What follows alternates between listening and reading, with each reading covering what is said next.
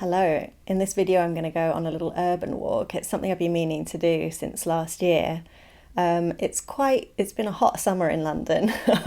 My partner and I have been waiting to do this walk and we've just had heat wave after heat wave. So the plan is to get up very early tomorrow morning at 6:30ish and try and do the walk before it really gets too warm. We're going to be walking just over half of a brand new sort of London trail that was created just last year called the Green Link Walk.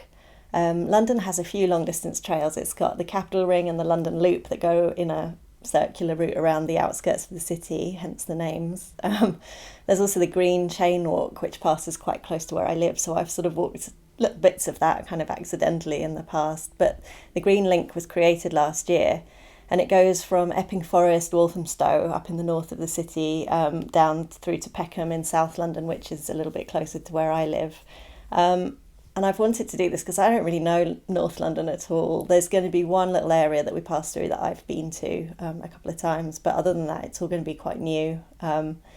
And my partner does like to hike, but he doesn't love sort of travelling far to do it, so he likes to do London walks. I prefer nature walks, but I also quite enjoy city walks. I'm trying to learn a little bit more about history and things so I can get a little bit more out of it. These two trails, the Green Chain and the Green Link, are designed to sort of link up green parts of the city, so any kind of bits of wetland or city parks or remaining bits of old forest that are kind of left in the city, these routes are designed to link them up, which is quite nice. The Green Link is about 15 miles in total. We're only doing half of it today. We're going to do about 8 miles and probably stop sort of somewhere around Angel or Old Street in the city. We're actually going to miss the very first little, maybe half mile or so of the route.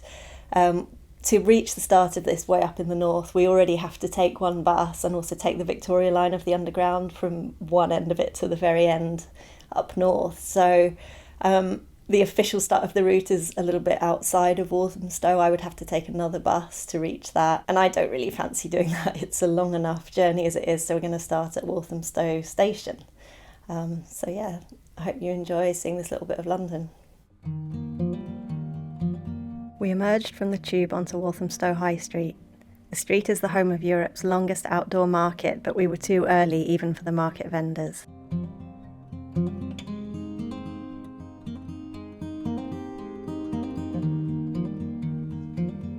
We walked through a short residential stretch onto Copper Mill Lane, which leads to Walthamstow marshes.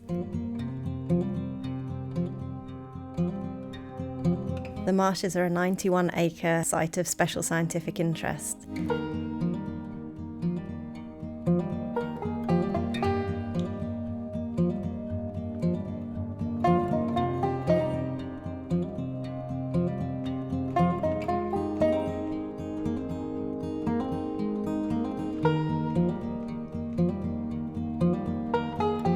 There's a large wetlands area that I had hoped we would see more of, but we just skirted the edge of it.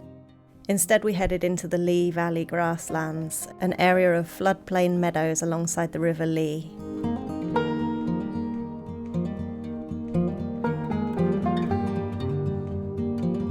From Saxon times until the last century, this area was used as common land where local people could cut hay and graze livestock. It's now a nature reserve and would be the greenest part of our walk.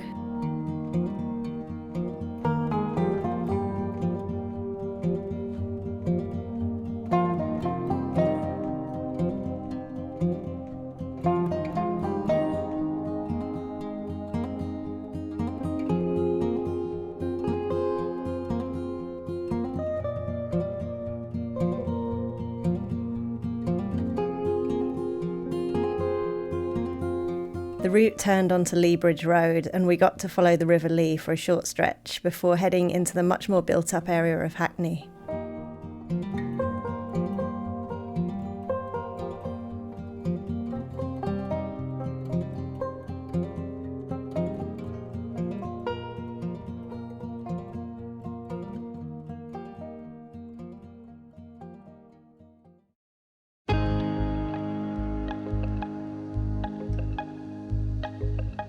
In Millfields Park, I stopped to admire this gorgeous golden rail tree, a plant native to China, Korea, and parts of Russia and Mongolia.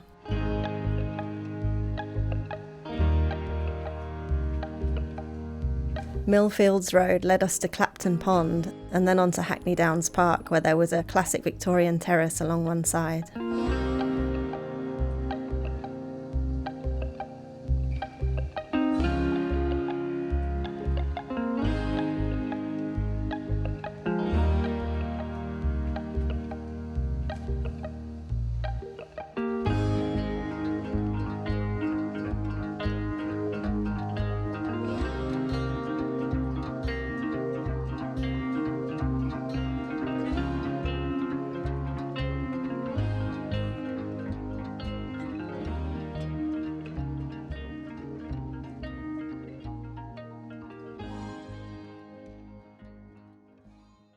We then came to the most memorable part for me, a row of old tombs that extended for some way along a seemingly random road with a small green on the other side.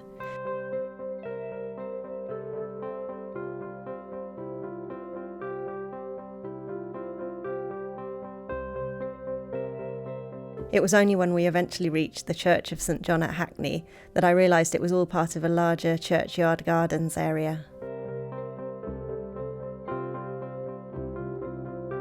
This church was built in 1792 on the site of the old Church of St Augustine dating back to 1275.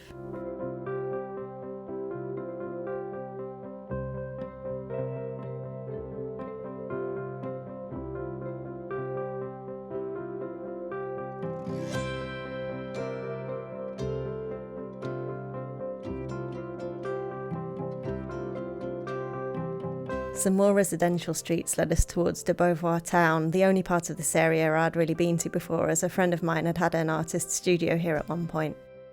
We crossed under a railway bridge and skirted the edge of another park, London Fields.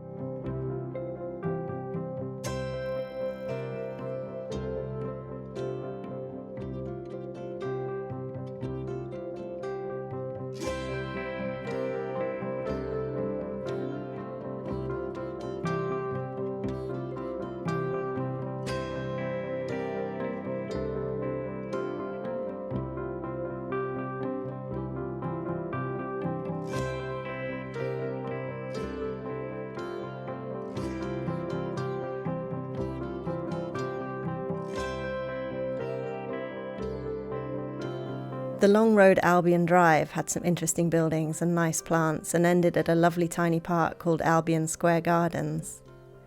The drinking fountain announced that this little park was laid out in 1899 by the Metropolitan Gardens Association, and the fountain was added 11 years later.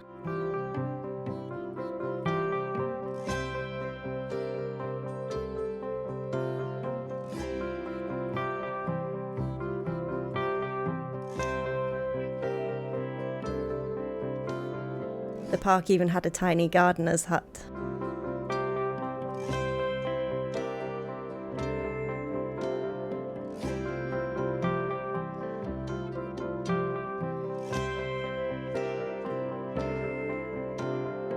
Now we headed into de Beauvoir, which is a neighbourhood that was developed in the mid-19th century to attract prosperous residents, although there's a real mix of housing types. But a lot of it is very Victorian, and the area does have quite a charm to it.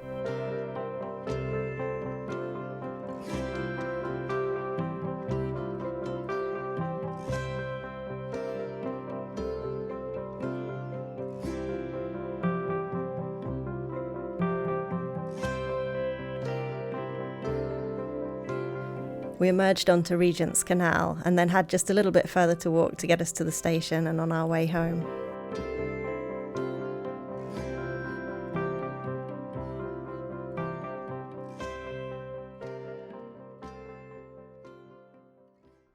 So when I was editing the walk, I realised that I really hadn't filmed any kind of satisfactory conclusion to the end of it. At the end of that walk we were quite hot and tired and we just jumped on the train and went home. So since I had been talking in the video a little bit about some of the Victorian architecture and things, and I live in an area that's got some quite nice Victorian architecture, I thought to end the video I would film a little bit and show you some of my favourite local historic buildings where I live. The first one I'm going to take you to see is Streatham Pumping Station. In 1659 they discovered mineral springs in the area, and they dug wells and things for the local people and spas. But as the population in the area grew, they needed a bigger pumping station, and they built quite a spectacular one, which I'm going to show you in a minute. They built the first one in 1881 and the really lovely one about 15 years later. The person that owned the site decided that because the first pumping station was actually really, really ugly, he said it was an eyesore, that his stipulation about the final one that they built was that it should be really pretty. The building they ended up with was built in a neo-Byzantine style, apparently, which was really popular with the Victorians. It's got domes and turrets and things.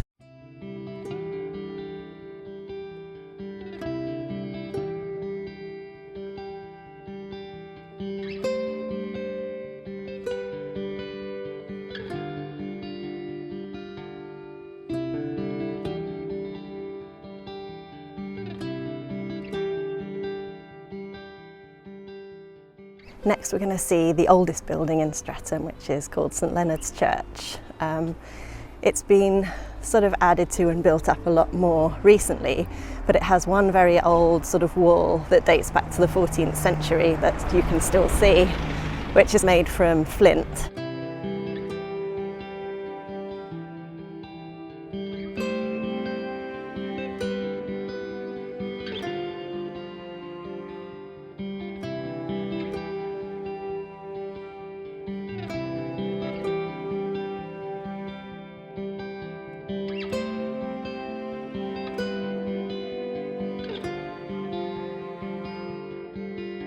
There are quite a lot of really nice modernist / Art Deco buildings in the area, and little details of buildings.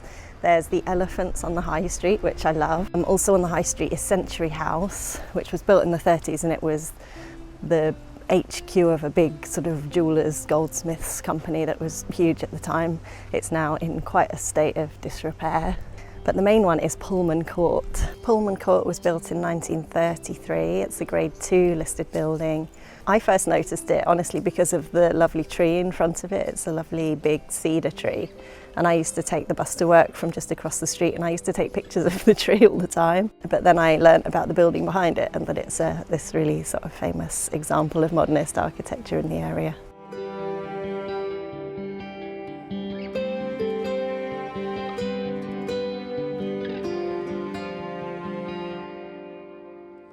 The final one I'm going to take you to see is Brixton Windmill, which is one of my absolute favourite things in the area.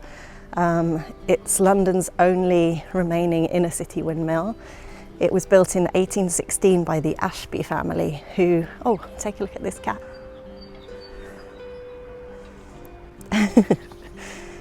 Yeah, they were a big flour and mill company.